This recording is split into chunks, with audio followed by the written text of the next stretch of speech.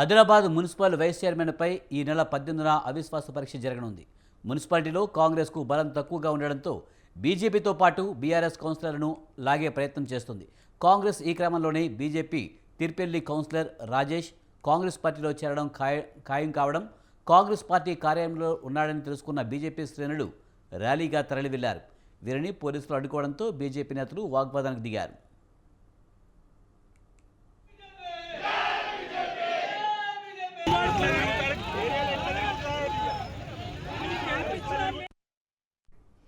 బీఆర్ఎస్తో పాటు బీజేపీ నుంచి పలువురు కౌన్సిలర్లు వరుసగా హస్తంగూటికి చేరుకుంటున్నారు.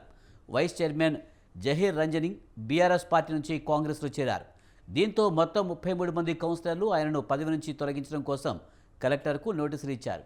కలెక్టర్ ఈ నెల 18న అవిశ్వాస తీర్మానం ప్రత్యేక సమావేశం నిర్వహించనున్నట్లు ప్రకటించగా రాజకీయ పార్టీలు అలర్ట్ అయ్యాయి. కాంగ్రెస్ పార్టీ చేరికలపై దృష్టి సారించగా ఇప్పటికే పలువురు కౌన్సిలర్లు హస్తంగూటికి చేరారు. తాజాగా బీజేపీ కౌన్సిలర్ రాజేష్ చేరిక అంశం రచ్చకు దారితీసింది.